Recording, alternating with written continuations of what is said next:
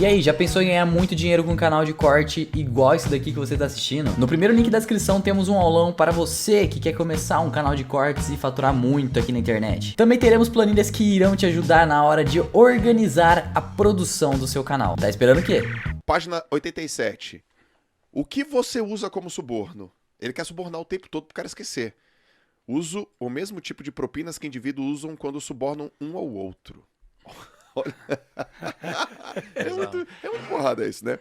Isso é, uso como suborno as coisas que a maioria das pessoas quer.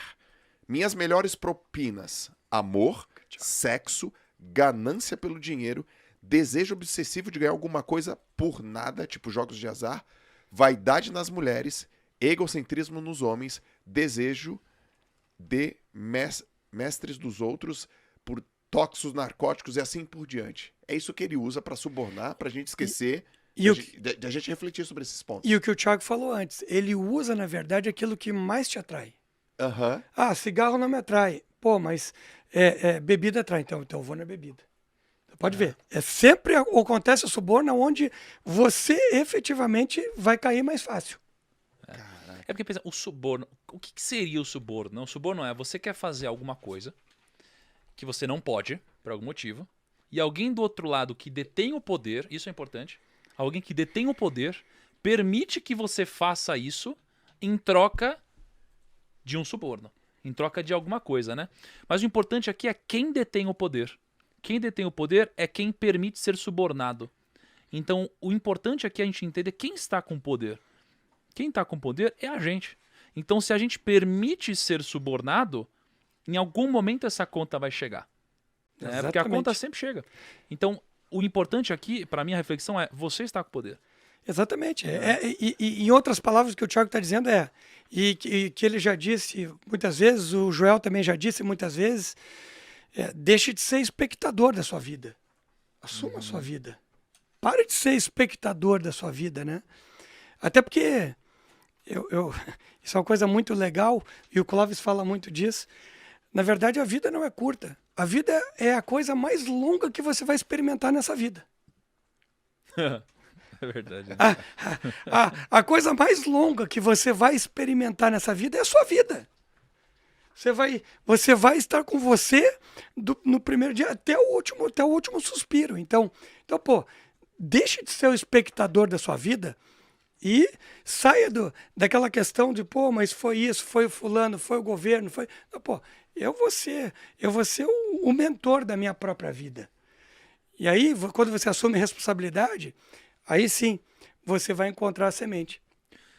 E aí, cara, sobre a semente, sobre o poder, etc., uma coisa importante que a gente falou, e talvez seja uma grande chave aqui, pense por si mesmo. Né? Sim. Está na página 91.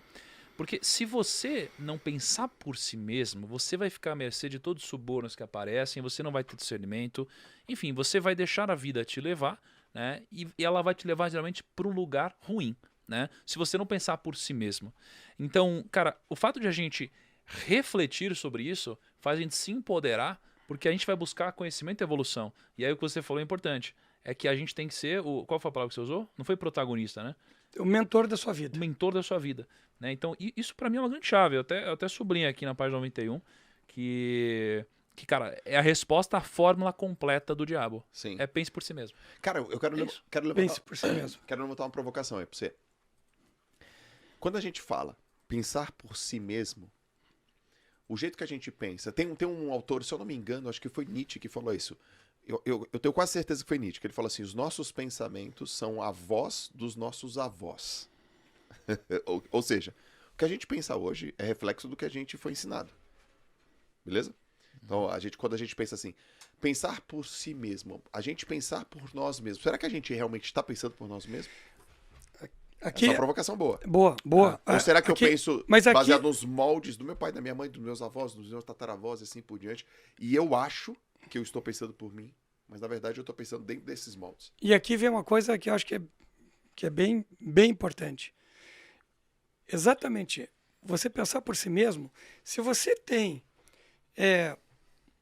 leu na sua vida um livro só, nunca escutou nenhum podcast do Joel nem do Thiago, se você tem pouco conhecimento, você vai ter pouca ferramenta para resolver seus problemas. Então, o que você precisa? Você precisa pensar por si mesmo, mas antes de pensar por si mesmo, e no momento que você começa a pensar por si mesmo, você tem que buscar conhecimento. Então, você tem que escutar o podcast do Thiago, escutar o podcast do Joel, tem que ler o livro do Thiago, ler o livro do Joel, tem que ler livros, ler Napoleão Hill, ler milhares de livros. Hoje em dia, a gente tem muita... Entendi o que ele tá falando. Entendeu? Quer dizer... Porque a partir do pensamento dos outros, você cria... Porque, a olha sua... só, se você tem... Peraí, mas se você tem puxando esse gancho de livro, a gente tem o nosso parceiro Esquilo, que o cara pode baixar dentro desse aplicativo aqui que eu tô mostrando na TV agora. Kaique, ele tá querendo quer bater a meta, olha lá. Agora, Ele é muito bom. Na TV? Pera. Agora? Aí, eu tô falando, Kaique. Agora, Ê, é garoto! só ir na Apple Stores ou na Google Play, baixa o aplicativo e vê se você tem Fantástico, acesso cara. a Esquilo de graça. Exatamente o que o Marcel tá falando. pra estudar os Exatamente. livros. Pense por si mesmo. O esquilo é fantástico, Não seja cara. nada. Esquilo é Não, mas fantástico. Deixa eu só fazer um gancho aqui. Que eu acho muito foda. Eu acho a provocação muito boa. É difícil ter uma resposta para isso. Pô, será que a gente pensa mesmo por nós mesmos? Ou será que o que a gente pensa é um agrupado de tudo que a gente já consumiu e etc, né? Sim. Eu acho que é um agrupado de tudo que a gente já consumiu, né? Então pensa assim, tem o mito da caverna, né? O cara na caverna, para ele essa é a realidade. Ele não consegue pensar com clareza porque ele não tem todas as informações. Sim. Então você precisa conhecer muito mais coisas e você precisa conhecer pontos de vista diferentes. Mas aí, o livro ele traz uma outra provocação pra gente, que é assim, a gente o tempo todo tá brigando com os nossos próprios instintos para que a gente possa chegar a algum lugar. E um dos instintos mais fortes que a gente tem são os vieses que a gente tem. A gente tem muitos vieses, né? Então, por exemplo, o viés da confirmação. Eu não gosto de ser contrariado. Então eu não quero entrar naquela zona de dor. Então eu só quero ler livros que confirmem o que eu já sei. Sim. Eu só quero andar com pessoas que confirmem o que eu já sei. Eu só quero ouvir podcasts que concordem comigo. Então, por exemplo, alguém fala, não, diabo, não pode falar diabo, que ela... Aí o cara sai.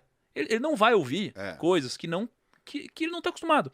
Só que aí, se a gente foge desse instinto, né, a gente tem 188 vieses hoje. Cita o 56, por favor. 56? É. Vamos lá, a zoeira. Mas, mas tem qualquer um vários. que você falasse, eu ia falar. Não, mas, pô, posso citar vários, mas o mais simples talvez seja o viés da confirmação, Certo. né? Então, a gente acha que a gente toma decisões, mas na verdade elas são tomadas com base em vários viés que a gente tem de acordo com a nossa vida. O ponto é, a minha reflexão para sua resposta é que a gente nunca vai pensar por si mesmo de uma forma genuína, porque a gente tem que agrupar informações de todo mundo para formar alguma opinião. Mas acho que talvez o segredo aqui seja você aplicar um filtro, ou seja, uma camada entre o mundo e a sua cabeça, né? Então, imagine o seguinte, se você fala, Thiago, faz isso, a minha cabeça deveria ter um filtro entre faz isso e eu fazendo isso.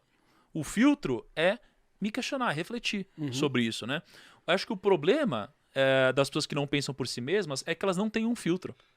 Elas simplesmente fazem as coisas que os outros estão dizendo que elas têm que fazer. E isso é que se aplica desde a infância.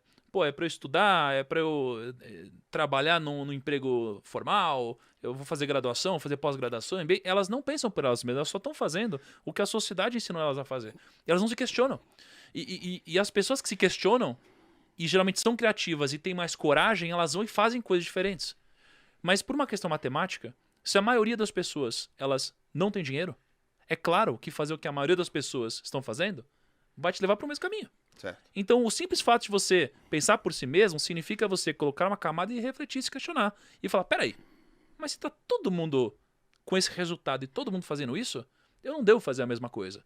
Por uma questão natural. Né? Então, eu acho que a resposta para sua pergunta é adicionar uma camada de filtro e, cara, e colocar muita biblioteca dentro da nossa cabeça com opiniões diferentes. Perfeito. Para ter base, para ter arcabouço, para ter recurso. E eu concordo com o Thiago. Nós somos a soma de tudo que nós lemos, escutamos, tudo que nós aprendemos, tudo que nós absorvemos. Mas nem sempre a gente absorve, justamente por essa questão. Porque a gente muitas vezes por exemplo, não decoro música. A gente... Aí você não estava aqui. Eu não vi.